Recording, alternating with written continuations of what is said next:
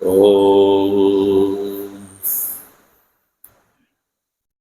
वसुदेवसुतं देवं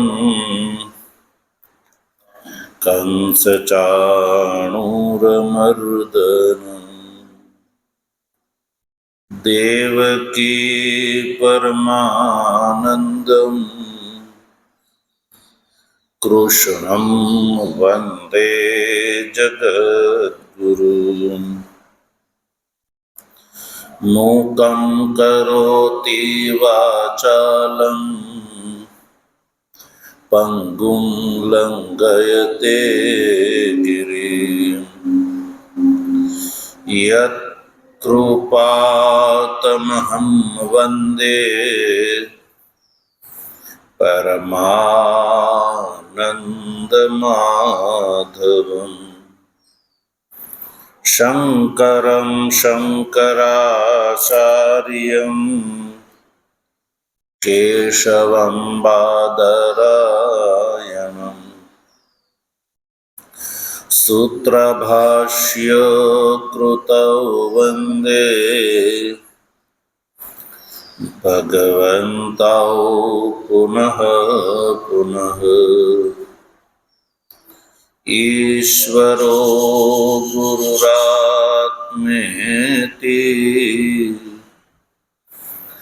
मूर्तिभेद विभागिने व्योमवद्व्याप्तदेहाय दक्षिणामूर्तये नमः।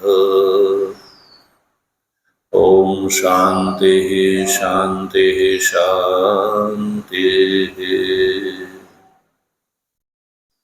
तत्व जिज्ञासु सज्जनों, भगवत कृपाथी श्रीमद भगवद गीताना शांकर भाष्य सहित स्वाध्यायात्मक विचार क्रमમાં પ્રથમ અને દ્વિતીય અધ્યાય ના વિચાર અનંતર તૃતીય અધ્યાયના પ્રારંભના અર્જુનના પ્રશ્ન વિષયક બે શ્લોકનો વિચાર કર્યા પછી ભગવાન શ્રી કૃષ્ણ નો ઉત્તર જ્યાંથી પ્રારંભ થાય છે એ તૃતીય શ્લોકનો વિચાર કરી રહ્યા છીએ। આ શ્લોકમાં ભગવાન શ્રી કૃષ્ણએ અર્જુનને કહ્યું કે હે અર્જુન, હે અનઘ, આ લોકમાં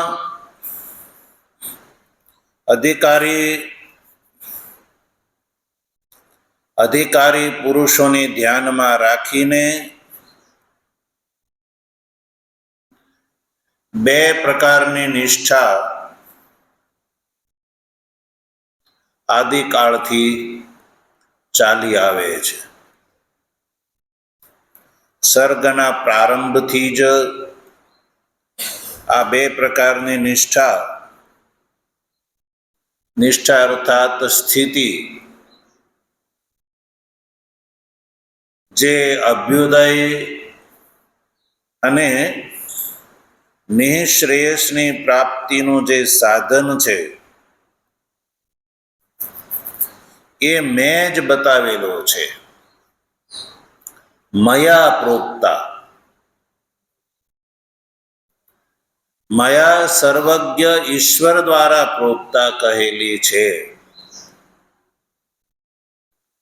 વેદાર્થ સંપ્રદાયની પરંપરા ચાલતી રહે એ માટે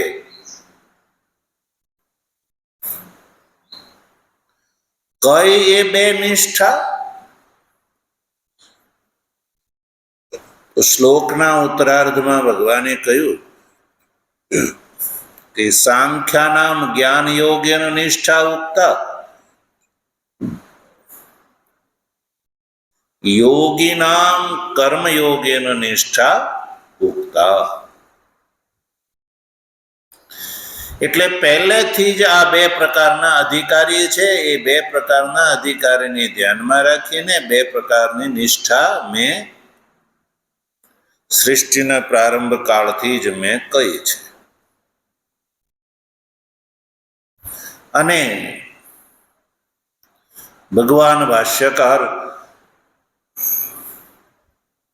શ્લોકના ઉત્તરાર્ધમાં ભગવાને જે રીતે કહ્યું કે સાંખ્યાનામ જ્ઞાન યોગન નિષ્ઠા ઉક્તા યોગીનામ કર્મ યોગન નિષ્ઠા ઉક્તા, તો સાંખ્ય કોણ છે અને યોગી કોણ છે એ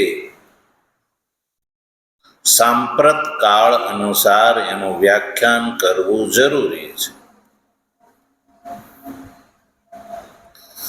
એટલે યોગી નામ, એમાં જે યોગી શબ્દનો અર્થ કર્યો ગ્રહસ્થી, કર્માધિકારી. એટલે કે કર્માધિકારી જે ગ્રહસ્થી છે એ ગ્રહસ્થીને માટે કર્મયોગીને નિષ્ઠા કહી. કર્મયોગીન નિષ્ઠા પ્રોક્તા. કર્મિણામ કર્મયોગેન નિષ્ઠા પ્રોક્તા. કર્મયોગ એટલે કર્મ એવ યોગ, કર્મયોગ. કર્મણ યોગ એવું નહીં, કર્મ જ યોગ. અને તેન આના દ્વારા કર્મયોગેન નિષ્ઠા મેં કહી. એટલે જે ગ્રહસ્થી છે, જેને અભ્યુદયની પ્રાપ્તિની કામના છે, એને કર્મયોગનું અનુષ્ઠાન કરવું જોઈએ. પછી બીજા અધિકારીની વાત કરી કે સાંખ્યાનામ જ્ઞાન યોગેન નિષ્ઠા પ્રોક્તા. તો શ્લોકમાં યદ્યપિ સાંખ્ય શબ્દનો પ્રયોગ કર્યો છે, એટલે સાંખ્ય શબ્દથી ભગવાનના મનમાં કોણ છે, કોના વિશે સાંખ્ય શબ્દનો પ્રયોગ કર્યો? તો ભગવાન ભાષ્યકારે કહ્યું સંન્યાસીને માટે. કોને માટે? સંન્યાસીને. બ્રહ્મચર્ય અવસ્થાથી જ જેને સર્વ કર્મનો સંન્યાસ કરી દીધો છે, એવા સંન્યાસીને માટે જ્ઞાન યોગ્યન નિષ્ઠા ઉક્તા.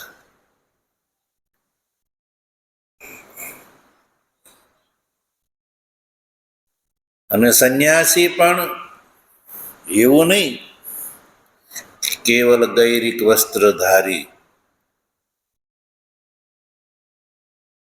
પણ આત્મા અને અનાત્મ વિષય વિવેક જ્ઞાનથી યુક્ત જે સંન્યાસી, એને માટે જ્ઞાન યોગ્યન નિષ્ઠા. કેવલ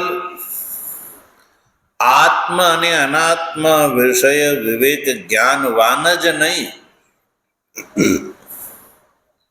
પણ વેદાંત વિજ્ઞાન નો અર્થ જેને સુનિશ્ચિત થઈ ગયો છે, એવા સંન્યાસીને માટે.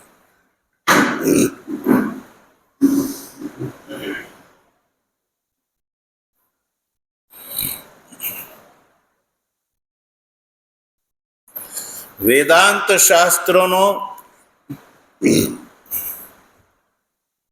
શ્રવણ અને એ શ્રવણના ફલ સ્વરૂપે નિશ્ચિત થઈ ગયો છે અર્થ, જીવ બ્રહ્માત્મિક્ય જ્ઞાન. એ વેદાંત વિજ્ઞાનનો સુનિશ્ચિત અર્થ છે.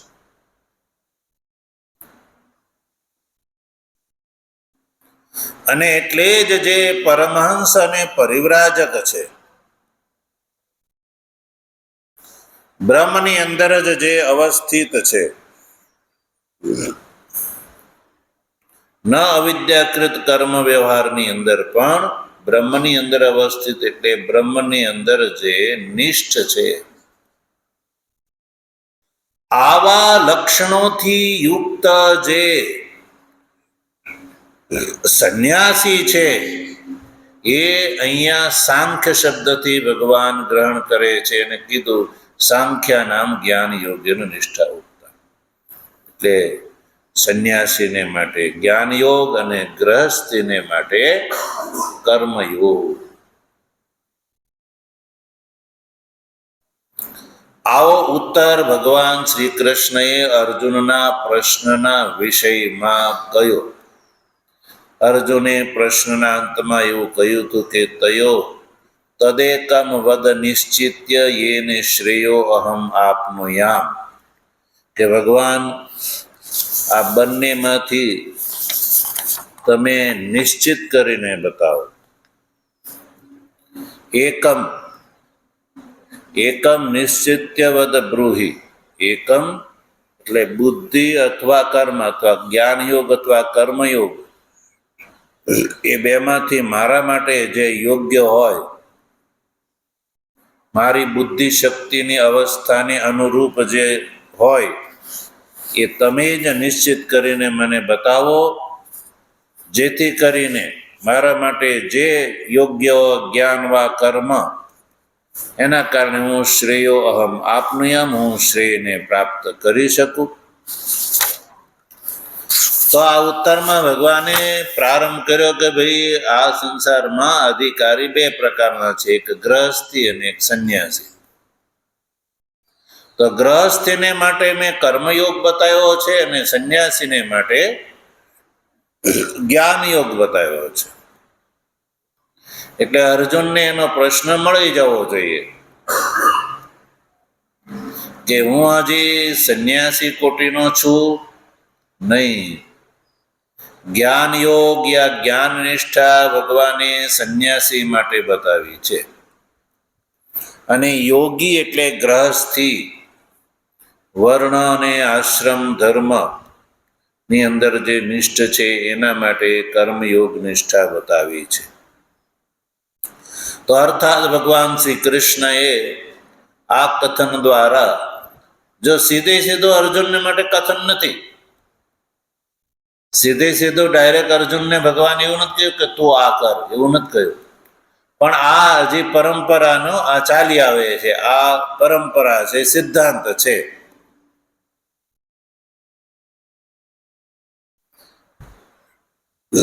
તો આ શ્લોકનું આ રીતે ભગવાન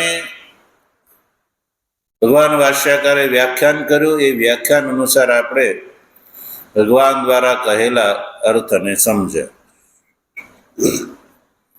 હવે ભગવાન ભાષ્યકારના મનમાં આ ગીતાનું ભાષ્ય કરતી વખતે સતત પેરેલલ એક વાત ચાલી આવે છે. પેલા જ્ઞાન કર્મ સમુચ્ચયવાદીના મતનું ખંડન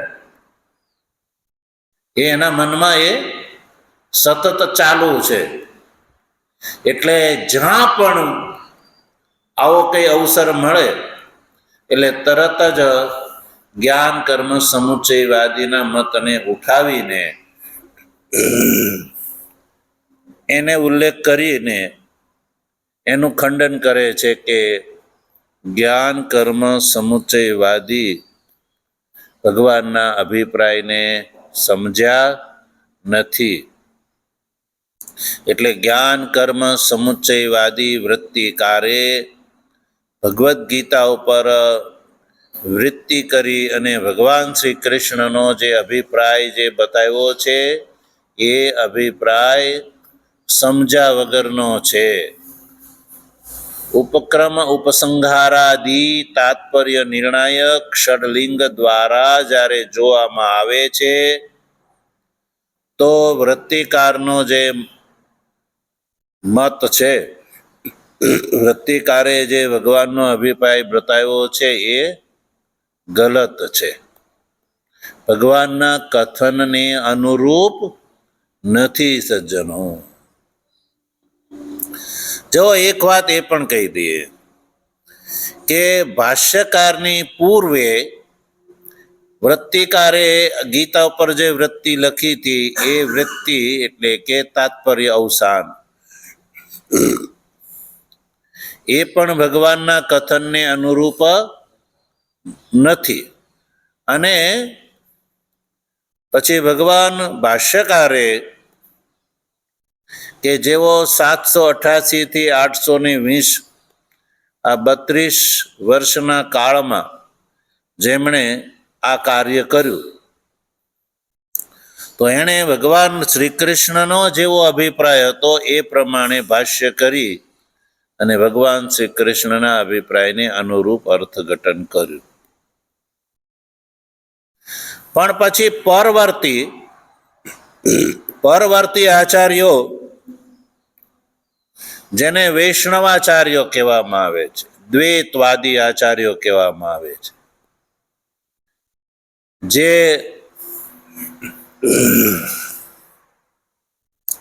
જે મુખ્યત્વે પરિણામવાદી છે, વિવર્તવાદી નથી પણ પરિણામવાદી છે અને દ્વૈતવાદી છે. એવા વૈષ્ણવાચાર્યોએ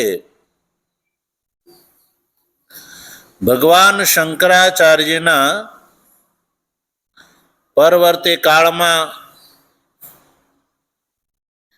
એવોનો પ્રાદુર્ભાવ થયો છે,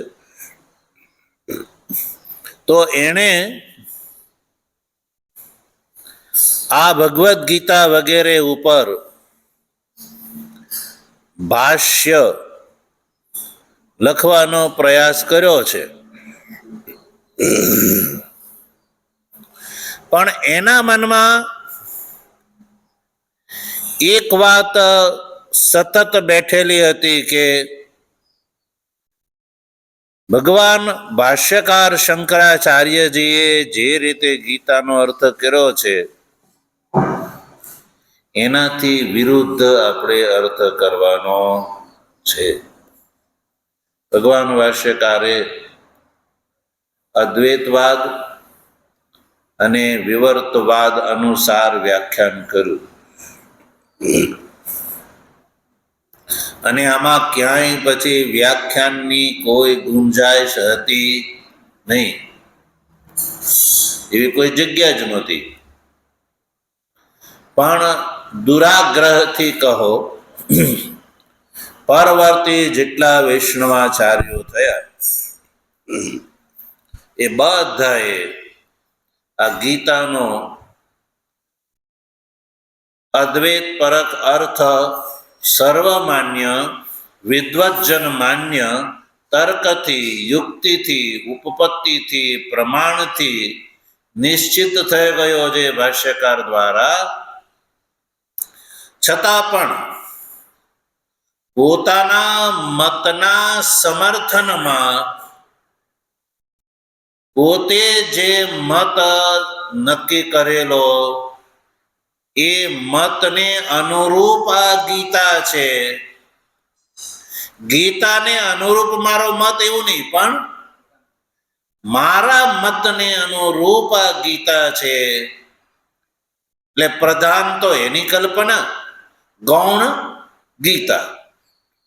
એટલે પોતાના દ્વારા કલ્પિત જે મત છે એ મતનું સમર્થન કરવા વાળી આ ગીતા છે. એટલે એ અનુસાર ગીતાના અર્થઘટન કરવાનો નિરર્થક પ્રયાસ બધાએ કર્યો છે. પણ સજ્જનો એ પૂર્ણપણે સફળ થયા નથી સજ્જનો.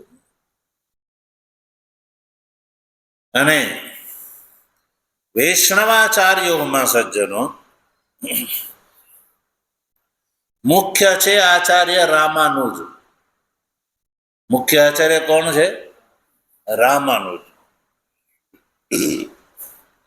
જે ભગવાન ભાષ્યકાર પછી એ સૌ પ્રથમ થયા છે,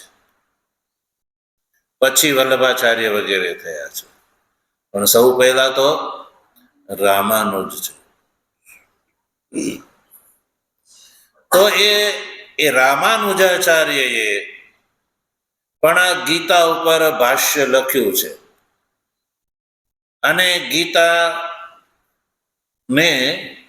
પોતાના મતને અનુસાર ઢાળવાનો પ્રયત્ન એણે કર્યો છે. દ્રષ્ટિકોણ મેં કયો એ પ્રમાણે કે ગીતા અનુરૂપ મારો મત છે એવું નહીં, મારા મતને અનુરૂપ ગીતા છે. એટલે એ આગ્રહને કારણે જ્યાં જ્યાં ગીતાના અધ્યાયોમાં પોતાનો મત ફિટ ન બેસતો હોવા છતાં પણ ગીતાને જ્યાં ત્યાં એણે તોડી અને મરોડીને અર્થ કરવાનો પ્રયાસ કર્યો છે. અને ક્યાં ક્યાં કેવો પ્રયાસ કર્યો છે, ક્યાં એના કથનમાં ભૂલ છે, એ વાત આ ભગવદ્ ગીતાના શાંકર ભાષ્ય ઉપર જેમણે વ્યાખ્યા કરી છે, જે વ્યાખ્યાનું નામ છે ભાષ્યાર્ક પ્રકાશ. શું નામ છે? ભાષ્યાર્ક પ્રકાશ. ભાષ્યાર્ક પ્રકાશ એટલે ભાષ્ય રૂપી સૂર્યનો પ્રકાશ.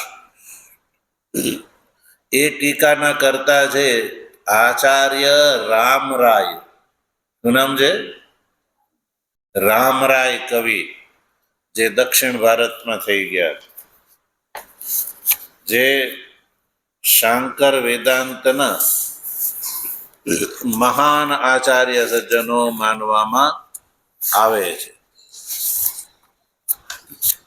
અને એ આચાર્ય રામરાય કવિ દ્વારા આ જે ગીતા છે એની ઉપર વ્યાખ્યા એમણે ભાષ્ય ઉપર, ગીતા શાંકર ભાષ્ય ઉપર વ્યાખ્યાન કર્યું છે. તો એ વ્યાખ્યાન કરતી વખતે ભાષ્યાર્ક પ્રકાશકાર રામરાય દ્વારા જ્યાં જ્યાં મોકો મળ્યો ત્યાં ત્યાં એમણે રામાનુજના કથનમાં તર્ક યુક્તિની ઉત્પત્તિથી દોષ બતાવ્યો છે કે જો અહીંયા રામાનુજની ભૂલ છે. ભૂલ નહીં પણ ગલત અર્થ કરેલો છે. ભૂલ એક અલગ વસ્તુ છે અને દુરાગ્રહથી અર્થ ગલત કરવો એ બીજી વસ્તુ છે. એટલે રામરાયે રામાનુજ ભાષ્યની બહુ ખબર લીધી છે અને સ્પષ્ટ કર્યું છે કે રામાનુજાચાર્યનું ભાષ્ય દુરાગ્રહથી ભરેલું છે.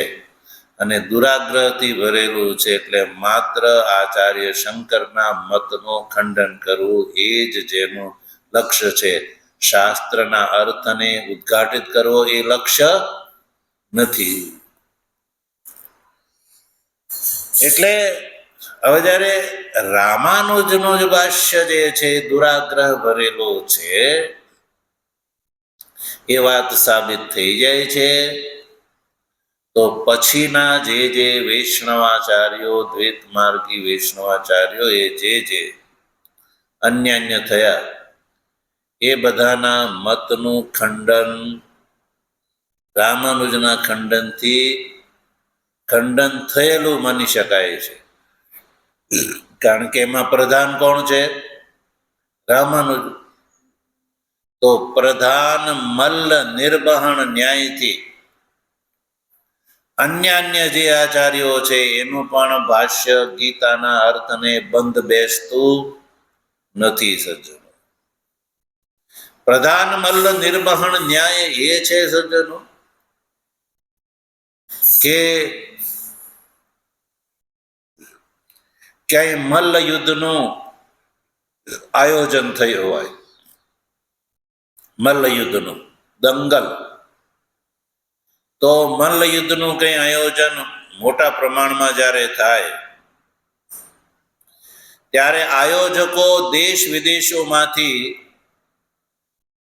મલ્લોને કોમ્પિટિશન માટે આમંત્રિત કરે. દેશ વિદેશોમાંથી ઇન્ટરનેશનલ લેવલે જ્યારે થતું હોય તો જેવી રીતે આજકાલ ઓલિમ્પિક વગેરે ખેલ છે એ ઇન્ટરનેશનલ લેવલે થતા હોય છે, એમાં પણ આ દંગલ હોય છે, મલ્લ કુસ્તી હોય છે. તો એમાં સજ્જનો ભારતમાંથી મલ્લ મોકલવાના હોય, દાખલા તરીકે એક મલ્લ મોકલવાનો છે, ભારતમાંથી એક જ મલ્લને નિમંત્રણ આપવામાં આવ્યું છે, ઓલિમ્પિકમાં રમવા જવાનું છે. તો સજ્જનો અહીંથી કયા મલ્લને મોકલવામાં આવશે? ભારતમાંથી જે બીજા બધા મલ્લને હરાવી દે. એટલે પહેલા અહીંયા નેશનલ લેવલે કોમ્પિટિશન થાય. નેશનલ લેવલે પહેલા ગ્રામ્ય લેવલે, પછી તાલુકા લેવલે, પછી જિલ્લા લેવલે, પછી રાજ્ય લેવલે કોમ્પિટિશન થાય. રાજ્ય લેવલે એક મલ્લ બધાને હરાવીને ઉભરી આવ્યો, પછી રાજ્ય લેવલની જે કોમ્પિટિશન થાય એટલે ગુજરાતમાં જે મલ્લ ઉભરી આવ્યો, પછી ભારતના જે રાજ્યો છે એમાં પણ બધે જે એક એક મલ્લ ઉભરી આવ્યો હોય, પછી એની કોમ્પિટિશન થાય પરસ્પર રાજ્ય કક્ષાની. તો એમાં જે ફાઇનલ લેવલમાં જે મલ્લ ઉભરી આવે પછી એને ક્યાં મોકલવામાં આવે? ઓલિમ્પિકમાં. તો એ ભારત લેવલનો પ્રધાન મલ્લ કહેવાય. પ્રધાન મલ્લ કહેવાય ભારત લેવલ. હવે એ જે એવી જ રીતે બીજા બધા દેશોમાં પણ આ રીતે જ ચયન થતું હોય છે, કોમ્પિટિશનના દ્વારા જ ચયન થતું હોય છે. કંઈક ભ્રષ્ટાચારથી બધું થઈ જાય અલગ વાત છે, પણ જે વસ્તુ હોવી જોઈએ એ તો આ પ્રકાર તો આ જ છે, સર્વમાન્ય પ્રકાર. હવે સજ્જનો એ બહારના દેશમાં એ કુસ્તી કરવા જાય. હવે માની લો કે એ મલ્લ હારી જાય, યા ભારતનો મલ્લ છે એ બીજા દેશના મલ્લને હરાવી દે, એ પણ સંભવ છે. તો પછી જે જીતી ગયો છે એ જીતી ગયો છે એની સાથે પછી તમે કહો કે ચાલો હવે આ હારી ગયો તો બીજાને એની સાથે લડાવો, તો પછી બીજાને લડાવવાની જરૂર પડે નહીં. કેમ? કારણ કે એ બીજા તો ઓલાથી પહેલેથી હારેલા છે, એટલે પહેલાની સામે લડવા માટે સમર્થ છે જ નહીં. તો એક પ્રધાન મલ્લનું નિર્માણ થવાથી અન્ય બીજા બધા જે છે એ કેવા માનવામાં આવે? હારેલા, પરાસ્ત માનવામાં આવે. પછી બધાની સાથે કોમ્પિટિશન કરવાની જરૂર રહેતી નથી. એવી રીતે પ્રધાન મલ્લનું નિર્માણ થતા પછી બીજા એના દ્વારા જે હારેલા એ મલ્લની સાથે કુસ્તી કરવાની જરૂર જ પડતી નથી, એ બધા હારેલા જ માનવામાં આવે છે. એ જ રીતે રામાનુજ ભાષ્ય જે છે એ ત્રુટિ દોષથી યુક્ત છે, યુક્તિ અને પ્રમાણ યુક્ત નથી. પૂર્વાપરની સાથે જેનો સંબંધ બેસતો નથી, એ વાત આચાર્ય રામરાય કવિએ સ્પષ્ટ કરી દીધી. પછી પરવર્તીય આચાર્યોની ખબર લેવાની જરૂર નથી પડતી. એટલે શાંકર ભાષ્ય જે છે એ જ ભગવાનના કથનને 100% ઉદ્ઘાટિત કરવામાં સફળ માનવામાં આવે છે. અને પરવર્તી આચાર્યોએ તો ભગવાન ભાષ્યકારે જે ચીલો પાડ્યો એ ચીલામાં જ એ લોકો અલગ મતને મનમાં ઠાનીને ચાલ્યા છે. ભગવાન ભાષ્યકારે શ્રૌત, સ્માર્ત અને સૂત્ર આ ત્રણ પ્રસ્થાનને પ્રધાન માની અને ત્રણ પ્રસ્થાન ઉપર ભાષ્ય કરી અને સમગ્ર વૈદિક ધર્મનો જે દૃષ્ટિકોણ છે એ સ્પષ્ટ કર્યો છે. એટલે પછી આમાં ક્યાંય બીજી કોઈ ગુંજાઈશ બાકી રહી જ નથી. એટલે ગીતા વગેરે નું અધ્યયન શાંકર ભાષ્ય દ્વારા કરવાથી જ ગીતાના પારંપરિક ને વાસ્તવિક અર્થનો બોધ થાય છે. હવે ભાષ્યકાર તો જે પૂર્વવર્તી જે છે પહેલા છે એનું જ ખંડન કરે. એટલે પૂર્વમાં જે આચાર્યએ ભગવાન શ્રી કૃષ્ણનો જે અભિપ્રાય જે છે એ અનુચિત રૂપથી પ્રગટ કર્યો હતો એનું ખંડન ભાષ્યકાર જ્યારે જ્યારે પ્રસંગ આવે ત્યારે ત્યારે એ કરે છે. આ તૃતીય શ્લોકનું અર્થઘટન કરી દીધું, સ્વમત અનુસાર ભાષ્ય કરી દીધું. તૃતીય શ્લોકમાં ભગવાન શ્રી કૃષ્ણના કથનનો જે અર્થ છે એ પ્રગટ કરી દીધો અને મોકો જોઈને ફરી ભાષ્યકાર સમુચ્ચયવાદનું ખંડન કરે છે. જો અહીંયાથી પ્રતિપદ વ્યાખ્યાન થઈ ગયું. શ્લોકસ્થ જે પદ છે એનું પ્રતિપદ વ્યાખ્યાન થઈ ગયું. પુનઃ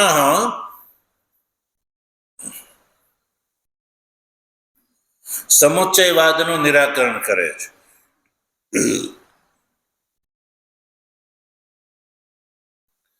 જો યદિ ચ એકેન પુરુષેણ એકસ્મૈ પુરુષાર્થાય જ્ઞાનમ કર્મ ચ સમુચ્ચિત્ય અનુષ્ઠેયમ ભગવતા ઇષ્ટમ ઉક્તમ વક્ષ્યમાણમ વા ગીતાસુ વેદેશુ ચ ઉક્તમ. અહીંયા સુધી એક વાક્ય. તો કથમ ઇહ અર્જુનાય ઉપસન્નાય પ્રિયાય વિશિષ્ટ ભિન્ન પુરુષ કર્તૃકે એવ જ્ઞાન કર્મ નિષ્ઠે બ્રુયાત. આ સમુચ્ચયવાદી પ્રત્યે પ્રશ્ન છે ભાષ્યકારનો. સમુચ્ચયવાદી શું કહે છે કે જ્ઞાન અને કર્મ એક પુરુષ અનુષ્ઠેય છે. એવું સમુચ્ચયવાદી ભગવાન શ્રી કૃષ્ણના વચનનો અર્થ કરે છે. હવે ભગવાનનું આ શ્લોકનું જે કથન છે એ કથનને ઉદ્ઘાટિત કરી અને સમુચ્ચયવાદીને પૂછે છે, જો ભાઈ સમુચ્ચયવાદી, જો ભગવાનને જ્ઞાન અને કર્મ બંને એક પુરુષ દ્વારા અનુષ્ઠેય એવું અભિપ્રેત હોત તો અહીંયા અધિકારીનો ભેદ બતાવે ન બતાવે. સીધી વાત છે. એટલે કહ્યું યદિ ચ એકેન પુરુષેણ એકસ્મૈ પુરુષાર્થાય, એક જ પુરુષ દ્વારા એક જ પુરુષાર્થને માટે, જો શબ્દ ધ્યાન રાખો, એક પુરુષ દ્વારા એક પુરુષાર્થ માટે, એકેન પુરુષેણ એટલે એક પુરુષ દ્વારા, એકસ્મૈ પુરુષાર્થાય એટલે એક જ પુરુષાર્થ એટલે મોક્ષ માટે, જ્ઞાનમ કર્મ ચ સમુચ્ચિત્ય અનુષ્ઠેય ભગવતા ઇષ્ટમુક્તમ. ભગવાનને જ્ઞાન અને કર્મ જે છે સમુચ્ચિત જે છે એ અનુષ્ઠેય એવો જો ભગવાનનો મત હોત. ભાષ્યકાર સમુચ્ચયવાદીને પૂછે છે કે ભગવાન શ્રી કૃષ્ણને જ્ઞાન અને કર્મ સમુચ્ચિત્ય અનુષ્ઠેય ભગવતા ઉત્તમ. ભગવાનને જ્ઞાન અને કર્મનો સમુચ્ચય ઇષ્ટ હોત. શેના માટે? જ્ઞાન અને કર્મનો સમુચ્ચય એક પુરુષ માટે અનુષ્ઠેય હોત અને એક પુરુષાર્થ માટે. એક જ વ્યક્તિ બંને અનુષ્ઠાન કરે અને એક પુરુષાર્થ માટે બંને અનુષ્ઠાન કરે એવો ભગવાનનું કથન અને એવું ભગવાનનું કહેવું થતું હોત અને આગળ પણ વક્ષ્માણમ વા ગીતાસુ ઉક્તમ, ભગવાને આગળ પણ આવું જ કહ્યું હોત અને ભગવાન આ ગીતાને નું મૂળ જે છે વેદ છે, ગીતાનું મૂળ છે વેદ, વેદેશુ છે ઉક્તમ, અને સમુચ્ચયવાદીના કથનાનુસાર ગીતામાં જો ભગવાનને જ્ઞાન અને કર્મનો સમુચ્ચય અભિપ્રેત હોત અને એનું મૂળ વેદની અંદર પણ જો જ્ઞાન અને કર્મ સમુચ્ચય અભિપ્રેત હોત, વેદમાં પણ, કારણ કે જો ગીતામાં જ્ઞાન અને કર્મ સમુચ્ચય ભગવાનને અભિષ્ટ હોત તો ભગવાને આ ગીતા તો વેદમાંથી લઈ જાય છે, તો વેદમાં પણ જ્ઞાન અને કર્મ સમુચ્ચય હોવો જોઈએ. તો એના આધારે ભગવાને આ ગીતામાં ઉપદેશ અર્જુનને આપ્યો. એટલે જો ભગવાનને જ્ઞાન અને કર્મનો સમુચ્ચય એક પુરુષાર્થ માટે એક પુરુષ દ્વારા અનુષ્ઠેય છે એવો અભિપ્રેત હોત તો વેદોમાં પણ આનો આધાર હોવો જોઈતો હતો. એટલે માની લઈએ કે સમુચ્ચયવાદીના કથનાનુસાર ભગવાનને જ્ઞાન અને કર્મનો સમુચ્ચય અભિપ્રેત છે અને વેદની અંદર પણ અભિપ્રેત હોત, વેદની અંદર છે એટલે જ ગીતામાં છે એવો ભગવાનનો અભિપ્રાય હોત, તો હવે પ્રશ્ન કરે છે કે તો પછી કથમ ઇહ અર્જુનાય ઉપસન્નાય પ્રિયાય વિશિષ્ટ ભિન્ન પુરુષ કર્તૃકે એવ જ્ઞાન કર્મ નિશ્ચય બ્રુયાત. તો ભાષ્યકાર સમુચ્ચયવાદીને પ્રશ્ન કરે છે કે જો આવું હોત, ભગવાને પૂર્વના અધ્યાયમાં એટલે બીજા અધ્યાયમાં અને ગીતાના આગળના અધ્યાયોમાં પણ ભગવાને ક્યાંય પણ અર્જુનને માટે જ્ઞાન અને કર્મના સમુચ્ચયનો અનુષ્ઠાન, જ્ઞાન અને કર્મ એક પુરુષ દ્વારા અનુષ્ઠેય અને એક પુરુષાર્થ માટે અનુષ્ઠેય જો અભિપ્રેત હોત તો અર્જુનને પણ એ જ ઉપદેશ આપે ને. તો અર્જુનને માટે વિશિષ્ટ ભિન્ન પુરુષ કર્તૃક જ્ઞાન અને કર્મનિષ્ઠા શા માટે કહી? આ શ્લોકમાં જો જ્ઞાન નિષ્ઠા અને કર્મનિષ્ઠા એક પુરુષ દ્વારા અનુષ્ઠેય નથી કહી. જ્ઞાન નિષ્ઠા કોના માટે કહી? સાંખ્યને માટે કહી, અને કર્મનિષ્ઠા ગ્રહસ્થને માટે કહી છે. તો ભિન્ન પુરુષ કર્તૃક બતાવી છે ભગવાને આ શ્લોકમાં. જ્ઞાન નિષ્ઠા અને કર્મનિષ્ઠા બેવું ભિન્ન પુરુષ કર્તૃક છે અને પુરુષાર્થ પણ ભિન્ન છે. કર્મનો ફળ છે અભ્યુદય અને જ્ઞાનનું ફળ છે નિશ્રેયસ. એટલે સજ્જનો, ભગવાન શ્રી કૃષ્ણએ અર્જુનને અહીંયા જ્ઞાન અને કર્મનિષ્ઠા બેવું ભિન્ન પુરુષ કર્તૃક બતાવીએ છે અને ભિન્ન પુરુષાર્થ માટે બનાવ્યું છે.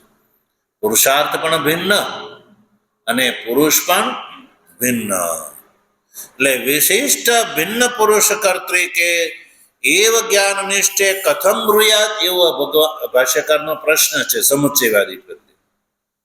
એ સમુચ્ચયવાદી ભગવાન શ્રી કૃષ્ણને જ્ઞાન અને કર્મનું અનુષ્ઠાન એક પુરુષ દ્વારા અભિપ્રેત અને એક પુરુષાર્થ માટે જો અભિપ્રેત હોત તો આ ભગવાન આ અર્જુનના પ્રશ્નના ઉત્તરમાં ભગવાન જ્ઞાન અને કર્મનિષ્ઠા ભિન્ન પુરુષ દ્વારા કર્તૃક છે એવું શા માટે અર્જુનને કહે? અને એ વખતે પાછો અર્જુન ઉપસન્ન છે અને પાછો ભગવાનનો પ્રિય છે. એટલે એ દશામાં તો ભગવાન અનુચિત વાત અર્જુનને કહે જ નહીં. કારણ કે જ્યારે ઇહ અર્જુનાય ઉપસન્નાય અર્જુનાય, અર્જુન જે છે ભગવાન શ્રી કૃષ્ણને ઉપસન્ન છે. ઉપસન્ન એટલે શિષ્ય રૂપ ધારણ કર્યો છે. ભગવાનને એને ગુરુ તરીકે માન્યા છે. શિષ્ય સ્તેહમ શાધિમામ ત્વામ પ્રપન્નમ એવું અર્જુને કહ્યું છે. એટલે ભગવાન જે છે અર્જુનની સાથે ફરેબ કરી શકે નહીં, કરે જ નહીં, કારણ કે અર્જુન ઉપસન્ન છે, સજ્જનો શરણાગતિ આવેલો છે. મોક્ષ પ્રાપ્તિની કામનાથી અર્જુને ભગવાન શ્રી કૃષ્ણનું શરણું ગ્રહણ કર્યું છે અને તન મન ધન ભગવાન શ્રી કૃષ્ણને અર્પણ કરી દીધું છે કે હું તમારો શિષ્ય છું, મારા માટે જે હિતકારી ઉપદેશ હોય એ તમે મને બતાવો. તો આવી શરણાગતિની ભાવનાથી જ્યારે અર્જુન ભગવાન શ્રી કૃષ્ણના શરણમાં આવ્યો હોય તો ભગવાન શ્રી કૃષ્ણ અર્જુનને અહીંયા ભિન્ન પુરુષ કર્તૃક અનુષ્ઠેય છે એવું શા માટે કહે? જો ભગવાનને જ્ઞાન અને કર્મનો અનુષ્ઠાન એક પુરુષ દ્વારા અનુષ્ઠેય અને એક પુરુષાર્થ માટે અનુષ્ઠેય હોત તો ભગવાન બીજું બતાવે નહીં. અને એ ત્યારે કે અર્જુન ભગવાનનો પ્રિય છે, પ્રિયાય અને ઉપસન્નાય, એ બે વિશેષણ બહુ જરૂરી છે કે જે ઉપસન્ન છે અને પાછો ભગવાનનો પ્રિય છે. તો પ્રિયને કોઈ વ્યક્તિ ક્યારે અનુચિત યા ગલત રસ્તો બતાવે નહીં, સજ્જનો. કે જે શિષ્ય થઈને આવે છે સજ્જનો અને ગુરુને પૂર્ણપણે સમર્પિત થઈ જાય છે, સંપૂર્ણ સંસારના બંધનો સંબંધો છોડીને જે આવે છે અને પછી આવા જે ગુરુઓ એ શિષ્યનું અહિત કરે તો એ ગુરુ કેવા છે ભાઈ? અલગ ઉપદેશ આપે એનો અહિત કરે તો એ ગુરુ નથી. આજકાલના જે સંપ્રદાયો સંગઠનો જેવી વાત થોડી છે. તો એટલે ભગવાન શ્રી કૃષ્ણએ પ્રશ્ન કર્યો કે જો ભાઈ અર્જુન તો ભગવાનને પ્રિય છે અને અર્જુને ભગવાનની શરણાગતિ સ્વીકારી લીધી છે, એવી દશામાં જો જ્ઞાન અને કર્મ એક પુરુષ અનુષ્ઠેય અને એક પુરુષાર્થ માટે અનુષ્ઠેય હોય તો ભગવાન શ્રી કૃષ્ણ આ જ્ઞાન અને કર્મનિષ્ઠા ભિન્ન પુરુષ કર્તૃક છે એવું અર્જુનને કહે જ નહીં. પણ અહીંયા કહેલું છે ભગવાને. એટલે ભગવાનને જ્ઞાન અને કર્મ એક પુરુષ દ્વારા અનુષ્ઠેય અને એક પુરુષાર્થમાંથી અનુષ્ઠેય છે એ સંમત ભગવાન નથી. એટલે એ સમુચ્ચયવાદી તમારો જે મત છે એ ભગવાન શ્રી કૃષ્ણના કથનને અનુરૂપ નથી, એ વાત સ્પષ્ટ કરી દીધી.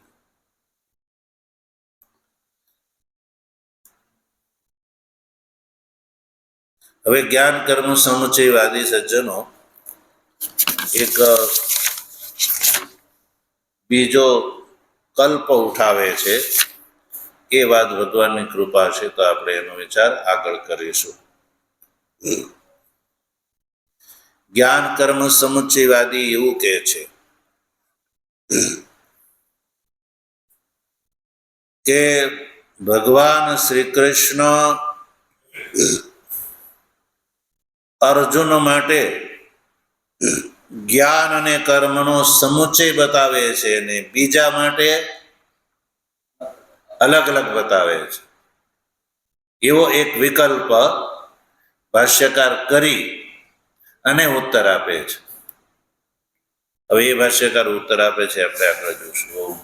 વસુદેવ સુતમ દેવમ કંસ ચાણૂરમર્દનમ દેવકી પરમાનંદ કૃષ્ણમ વંદે જગદ્ગુરુ મૂકં કરોતિ વાચાલં પંગું લંઘયતે ગિરિં યત્ કૃપાતમહં વંદે પરમાનંદ માધવં શંકરં શંકરાચાર્યં કેશવં બાદરાયણં સૂત્રભાષ્ય કૃતૌ વંદે ભગવन्तौ પુનઃ પુનઃ ઈશ્વરો ગુરુરાત્મેતિ मूर्तिभेदविभागिने व्योमवद्व्याप्तदेहाय